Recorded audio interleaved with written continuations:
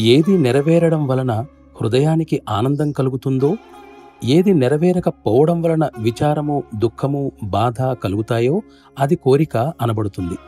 దానిని అనుభవించి ఆనందించేది నీవు మాత్రమే. దానికి కర్త కూడా నీవే. ఏ ఉద్దేశము గాని నిమిత్తము గాని లేకుండా ఆజ్ఞను పాలించటమే కర్తవ్యమవుతుంది. కర్తవ్యాన్ని కోరిక అని అనడానికి వీలు లేదు. తర్కం ద్వారా సత్తత్వాన్ని చేరుకోవడం అసాధ్యం. వాస్తవానికి సత్తత్వం భావాతీత ప్రజ్ఞకు సంబంధించిన విషయం. ఇది పూర్తిగా నిజం.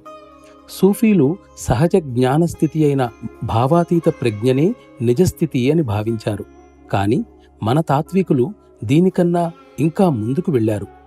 భావాతీత ప్రజ్ఞ అనేది ఎలాంటిది అయినప్పటికీ భౌతికతతో దాని సంబంధం ఉంది. దానిలో నేను అనే భావం దాగి ఉంది. వాస్తవానికి దీనికి అతీతంగా ఉన్న స్థితినే నిజస్థితి అని అనాలి. తర్కజ్ఞానం దాన్ని చేరలేదు. వ్యక్తిగత మనస్సు నుండి వ్యక్తిగత ప్రత్యేకత తొలగిపోయినప్పుడు కేవలం మనస్సే మిగిలి ఉంటుంది. అదొక్కటే ఉంటుంది. అప్పుడు దాన్ని దివ్య మనస్సు అని అనవచ్చు.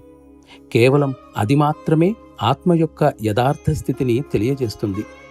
నీవు ఆ రెండవ విషయానికి ఎంత మేరకు ప్రాధాన్యతను ఇస్తావో అంతవరకు తర్కం వెళ్ళగలదు.